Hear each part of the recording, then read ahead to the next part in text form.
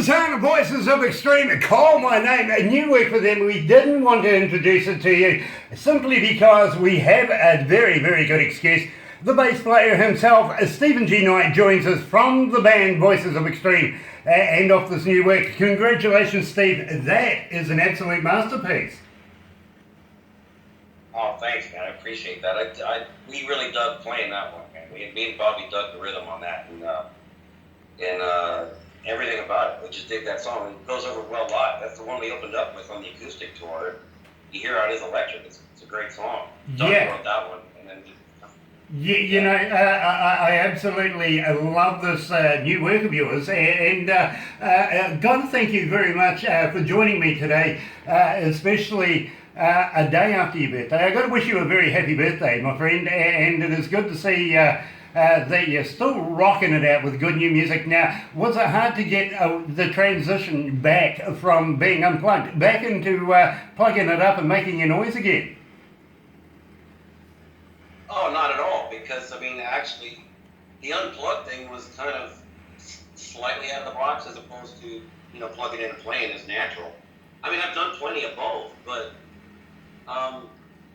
there's just, it's like riding a bike, obviously, anything you do.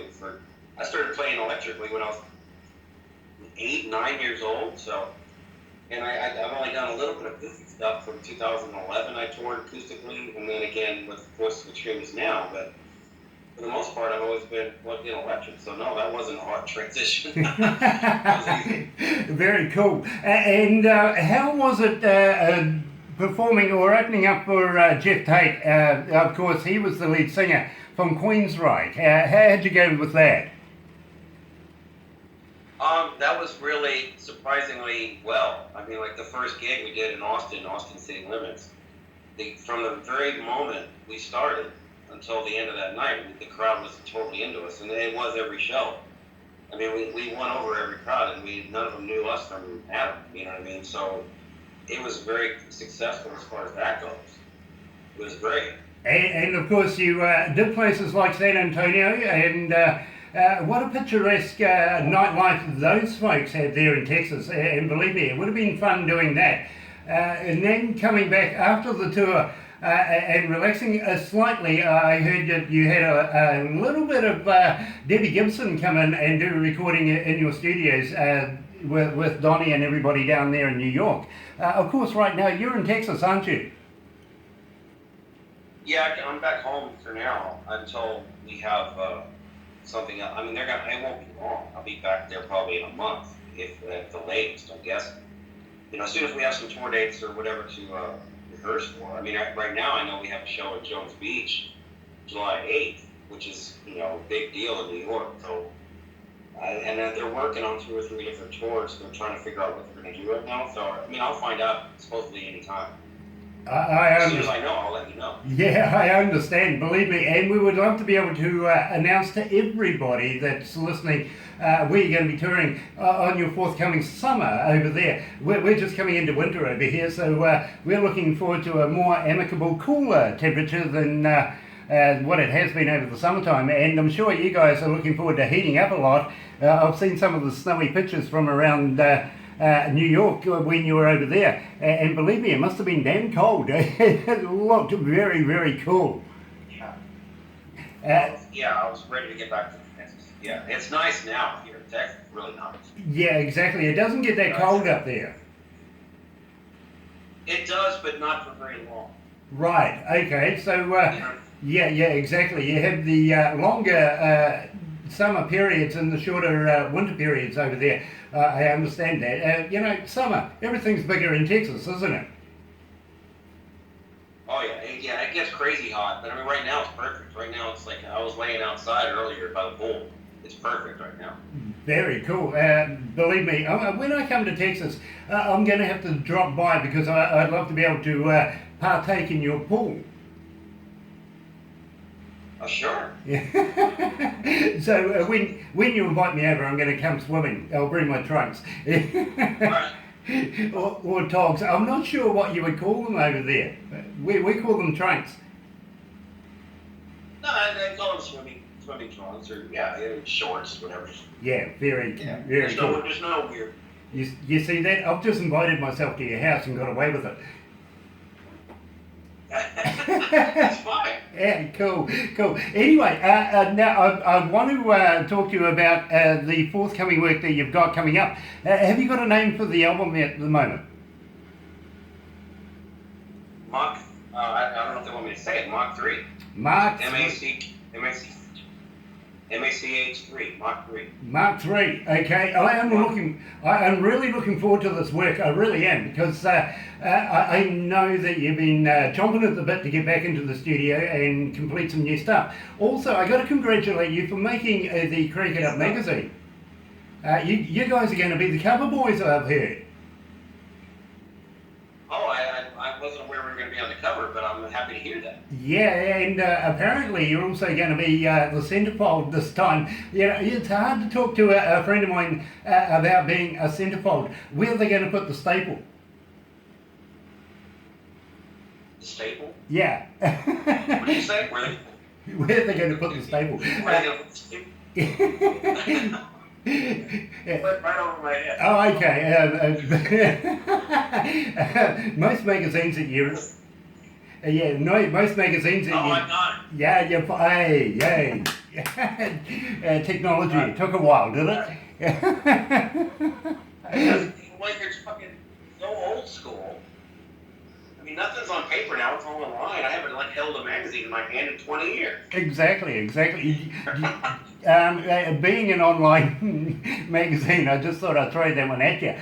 But I tell you what, John Rain, who actually owns the magazine, he actually got some copies printed for me of the current month's one that he's sending me at the moment, because basically I'm in it as well, and with an award and all that sort of stuff. Bit of a write-up.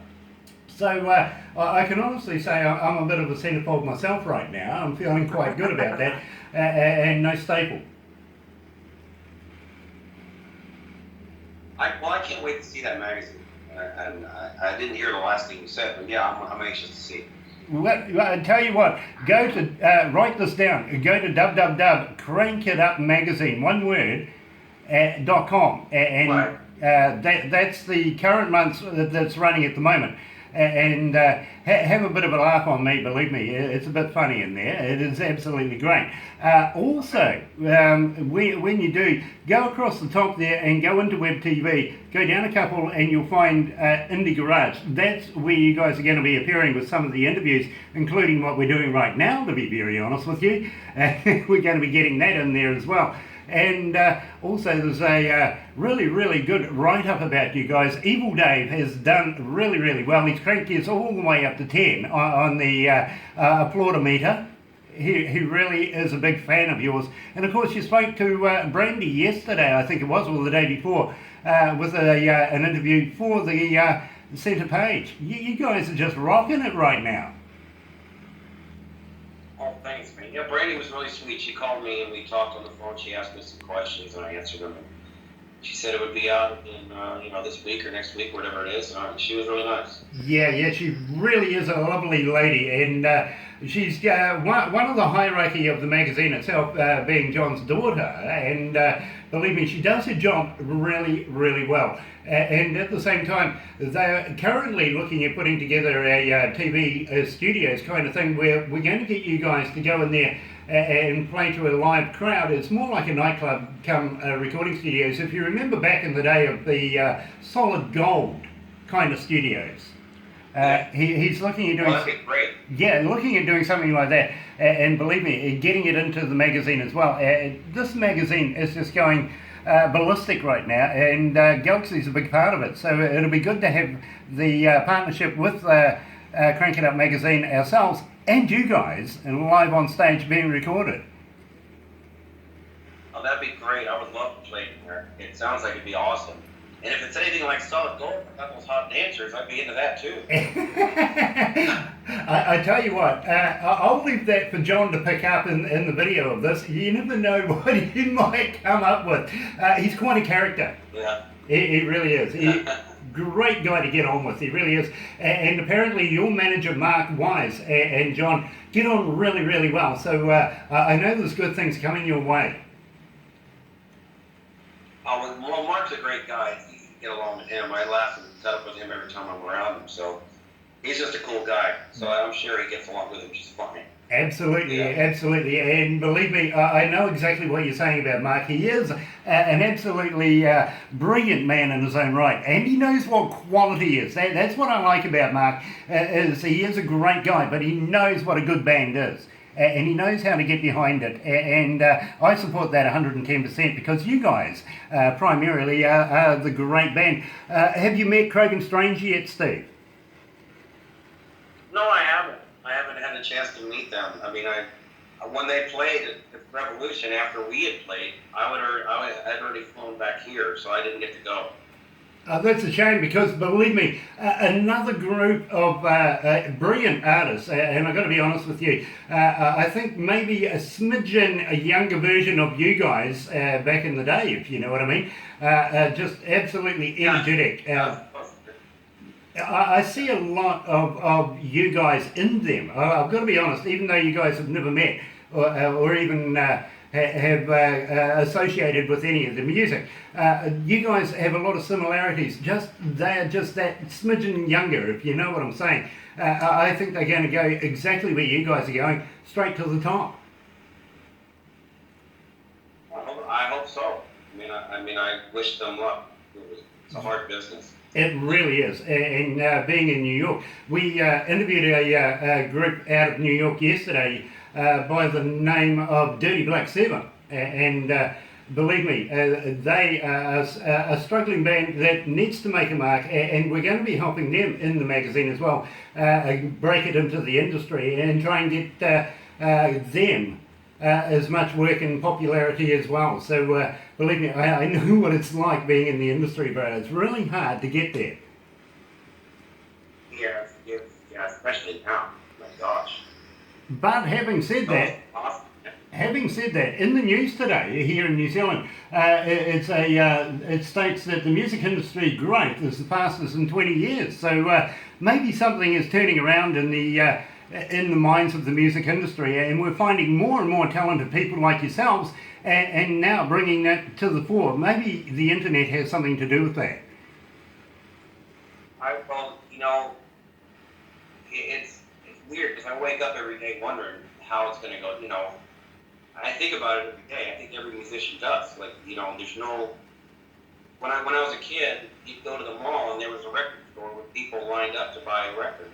And now there's not, so it's like part of that part of it's taken away, and everybody's scrambling, trying to figure out how to make it to where we can still get out there. Well, people know who we are. It's tough, but I hope you're right. I hope it is turning around. Because, I know a lot of talented people that are struggling bad.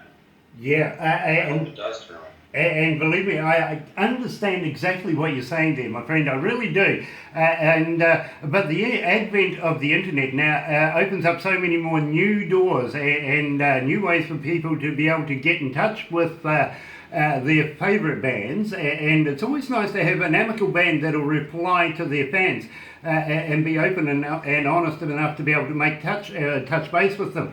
And at the same time, the internet is a good vehicle to be able to get not only your music across to your fans, but your merchandise and stuff like that, tour dates, everywhere you're going and everything you're doing these days. The sort of CD store is becoming quickly a thing of the past. Yeah. Oh yeah. Totally. Yeah. But yeah, it's an up and down. Like the internet. There's people all over the world, like you, for instance, who know who I am now. And, in the old days, we wouldn't have been talking right now the way we are, Skyping. There is the upfront. Exactly. It's rather hard to do this by snail mail. I gotta be honest with you. Yeah. Right.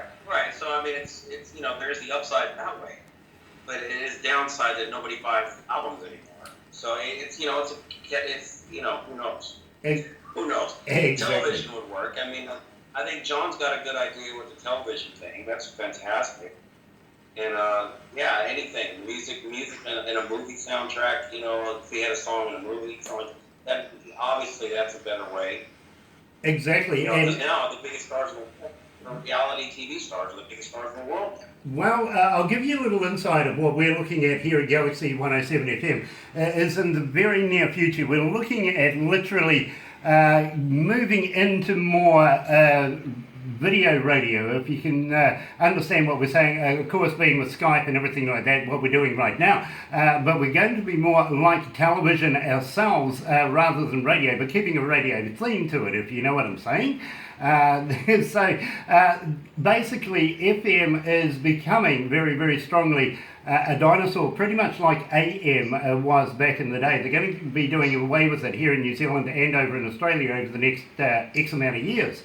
And everything's turning now more to the internet. You get your information, you get your television, you get your radio, you get everything on the internet. And so that's where we're looking at. And of course, with the internet, it's always nice to have pictures. So we're turning more television-wise than the good old radio station that you're used to back in the day. So we can do this more and more and more with more technology as we progress through the years. Yeah. Sounds great.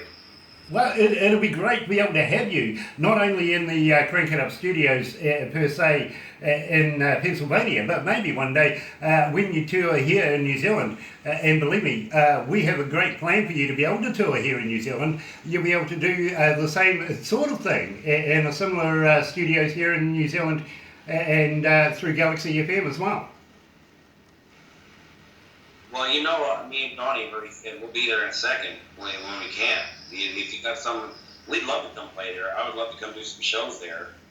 And, you know, I'm just waiting on them to say we're going. Yeah, you know, I'm good. Believe me. And what we're doing at the moment, we have a number of bands that we want to be able to do openers for, because I think you guys are the main act, the big act, on the big stage.